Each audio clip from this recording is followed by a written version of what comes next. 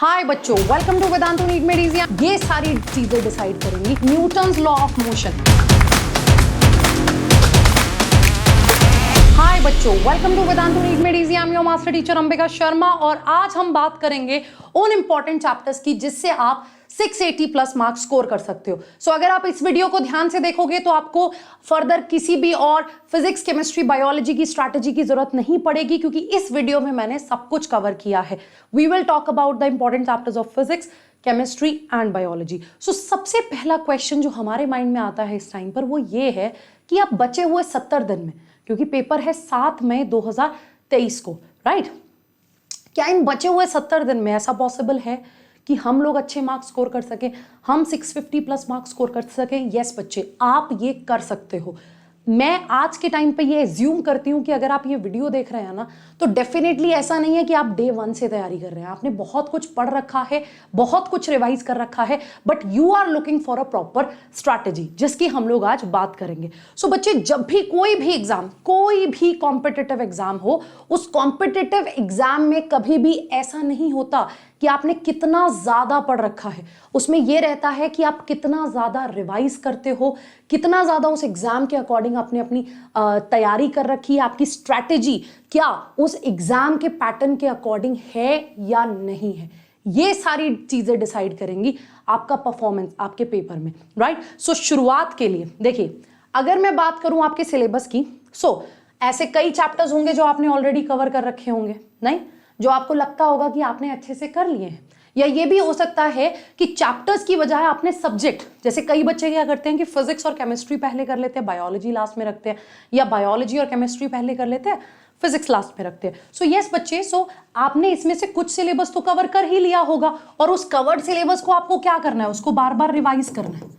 आपको उसमें कुछ और एडिशंस नहीं करनी है, उसकी सिर्फ और सिर्फ रिवीजन करनी है। लेकिन जो आपका पेंडिंग सिलेबस है, चाहे कोई पेंडिंग चैप्टर है, चाहे कोई पेंडिंग सब्जेक्ट है, उसमें आपको क्या करना है बच्चे, इस बचे हुए टाइम में आपको उसमें से सबसे पहले डू और डाई चैप्टर्स करने हैं।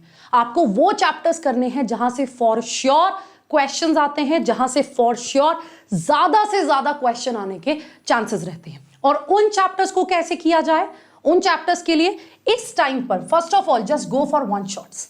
यस, जब भी आपके एक अच्छे टीचर का वन शॉट लगाते हैं ना, उस वन शॉट में मैक्सिमम चीजें कवर्ड होती हैं। मैं ये नहीं कह रही कि वन शॉट में सब कुछ कवर्ड होता है। वन शॉट मतलब आपका एक क्विक रिवीजन उस पर्टिकुलर चैप्टर का। लेकिन अगर अभी तक आपने वो टॉपिक नहीं किया है, आप उसके वन शॉट के लिए जाएंगे। वन शॉट जिसमें अच्छे से एक टीचर ने एनसीईआरटी को एक्सप्लेन किया है। When we talk about the biology, physics में सारे इंपॉर्टेंट टॉपिक्स को टारगेट किया है, उसके अकॉर्डिंग एक वन शॉट सेलेक्ट कीजिए बच्चे। उस वन शॉट को देखकर आपको बनाने हैं नोट्स, राइट? यस, आपको नोट्स उस वन शॉट को देखकर बनाने ही बनाने हैं। बायोलॉजी के चाहे नोट्स मत बनाना, लेकिन फिजिक्स और केमिस्ट्री के जरूर बनाना। बायोलॉजी के लिए एनसीईआरटी आपकी सफिशिएंट रहेगी। उसके बाद उन्हीं नोट्स को रिवाइज करो जितना ज्यादा आप रिवाइज कर सकते हो।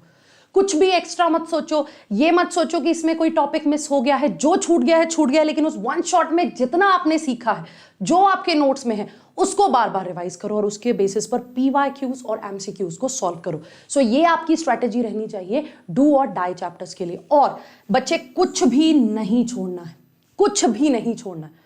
सो तुम्हें लग रहा होगा मैम अगर कुछ छोड़ना ही नहीं है तो बचे हुए टाइम पे कैसे करें? उस डू और डाई चैप्टर्स के अलावा जो आपके चैप्टर्स बचते हैं, उसके पीवाईक्यू एनालिसिस के बेसिस पर सिर्फ और सिर्फ इंपॉर्टेंट टॉपिक्स को करो, राइट? बायो में भी कोई चैप्टर आपको लगता है आपसे नहीं हो पाएगा, उसके जो प्रीवियस ईयर क्वेश्चंस आए हैं उन्हीं के कॉन्सेप्ट्स को पढ़ लो।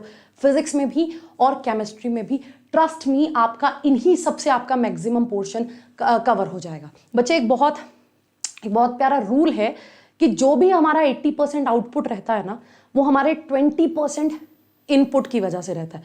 मतलब जो भी आपके पास आउटकम्स आते हैं ना, 80% आउटकम्स आपके 20% इनपुट की वजह से है। सो अगर आप इतनी मेहनत करोगे, अगर आप ये सारी चीजें तैयार करोगे, डेफिनेटली आप पेपर में बहुत अच्छा स्कोर कर पाएंगे। सो अब बात करते हैं डू और डाई चैप्टर्स की। So let's start with physics. Physics में आप लोग ये चैप्टर्स देख सकते हैं बच्चे, units and dimensions, electrostatics. Electrostatics कर लोगे, उसके साथ साथ ग्रेविटेशन कर लेना, थोड़ा मिलता जुलता है, ईज हो जाएगी। न्यूटन्स लॉ ऑफ मोशन, बिल्कुल भी नहीं छोड़ना है। Current electricity, modern physics, ray और wave optics and then kinematics, ये आपके वो चैप्टर है जो आपके डू एंड डाई चैप्टर्स है। अगर आप इन चैप्टर्स को अच्छे से कर लेते हो सो फिजिक्स में आप अच्छे मार्क्स डेफिनेटली स्कोर कर सकते हो।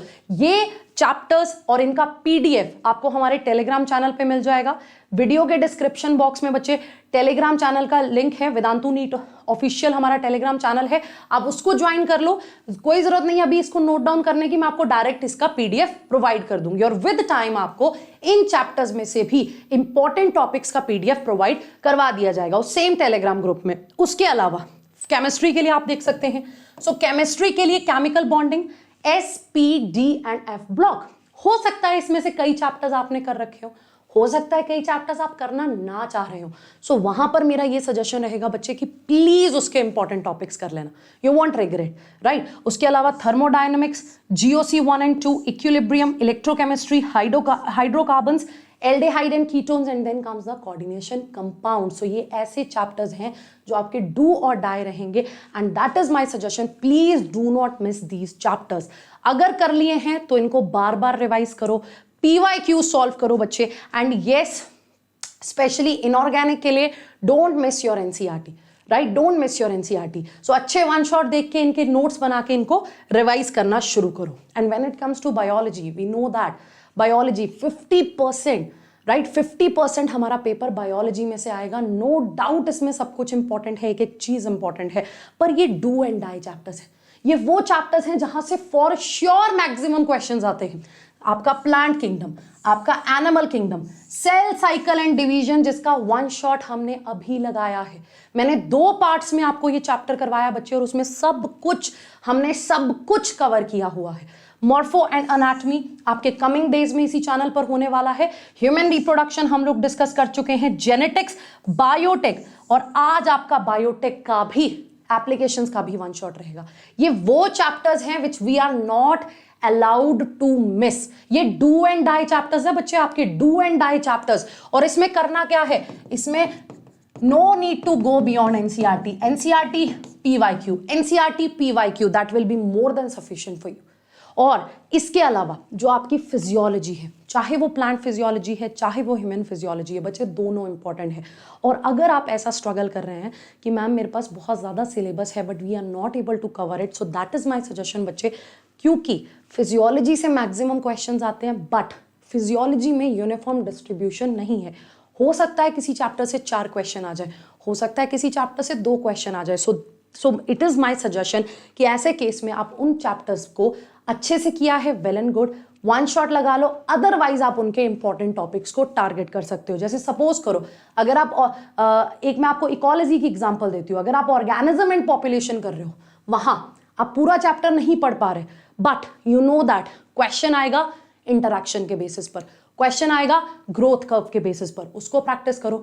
ट्रांसपोर्ट इन प्लांट्स है, आपको पता है बल्क फ्लो हाइपोथेसिस से क्वेश्चन आएगा, उसको प्रैक्टिस करो। सो आप इस तरह के इंपॉर्टेंट टॉपिक्स को टारगेट करके, राइट बच्चे, शॉर्ट कॉन्सेप्ट्स को रिवाइज करके भी अपने मार्क्स को कंफर्म कर सकते हो, राइट। सो यस, अगर आप अब स्टार्ट करेंगे, एक प्रॉपर स्ट्रैटेजी फॉलो करेंगे, yes you guys can score 650+ marks. और उसे करना क्या है, उसके साथ साथ आपको मॉक टेस्ट देने हैं। जितने मॉक टेस्ट आप दे सकते हो, please go for that, please go for that. And बच्चे stay tune to this channel. मैं साथ के साथ हम सारे टीचर्स 4 मार्क्स इन 4 मिनट्स ऐसे शॉर्ट कॉन्सेप्ट सीरीज भी हम लोग ले आए हैं आपके लिए। उसमें उन्हीं क्वेश्चन को डिस्कस किया जाता है जो बार बार पेपर में आते हैं। सो आपके PYQ की स्टेटमेंट्स को ही तोड़ मड़ोड़ के क्वेश्चन आएंगे। सो प्रॉपर स्ट्रैटेजी के साथ पढ़िए। आई नो इस टाइम पर बहुत एंजाइटी रहती है कि मैम सिर्फ इतना करके कैसे नंबर आ जाएंगे, इतना बड़ा इतना सारा सिलेबस है, how can we manage. But yes बच्चे, you have to trust yourself. हमने पिछले 2-3 साल में बहुत बच्चों को गाइड किया है एंड ट्रस्ट मी, ये चीज़ें उनके लिए हेल्पफुल रही हैं। आप सिर्फ सोचते रहें, कुछ ना करें, उससे बेटर ये होगा कि आप कम से कम इन चैप्टर्स को करने की कोशिश करो एंड ट्रस्ट मी, आपका कॉन्फिडेंस बढ़ेगा। अगर आप ऑलरेडी अच्छे से पढ़ रहे हैं, आपको लग रहा है कि आपका एक फ्लो बन चुका है, आपका एक मोमेंटम बन चुका है, then start with the tough chapters, then go for the moderate and easy. लेकिन अगर आप सिर्फ और सिर्फ शुरुआत कर रहे हैं, so please go for the easy chapters first, right. और टफ चैप्टर्स के कॉन्सेप्ट्स को आप लोग प्रैक्टिस कर लेना। सो अगर आप इस वीडियो में कही गई सारी बातों को फॉलो करते हो, एकदम पॉजिटिव माइंडसेट के साथ दोबारा से तैयारी शुरू करते हो, आप अपने मॉक टेस्ट में डिफरेंस देखेंगे बच्चे। और ये गलती मत करना कि मॉक टेस्ट लास्ट में देंगे, अप्रैल में देंगे, मई में, एक हफ्ते का जब टाइम होगा तब देंगे। नो, मॉक टेस्ट अभी से देने शुरू कर दो। अगर आपको लगता है मॉक टेस्ट से आपका कॉन्फिडेंस लो हो रहा है, so what you have to do, let's say अगर किसी मॉक टेस्ट में 3 चैप्टर्स हैं, आपने सिर्फ एक चैप्टर पढ़ा है, सो आपको बस ये जज करना है कि उस एक चैप्टर के कितने क्वेश्चन आप सॉल्व कर पाए, आपको अपनी तैयारी का आइडिया लग जाएगा। So stay tune guys, study well, just keep up the hard work, definitely आप लोगों को रिजल्ट मिलेगा। Stay tune, thank you.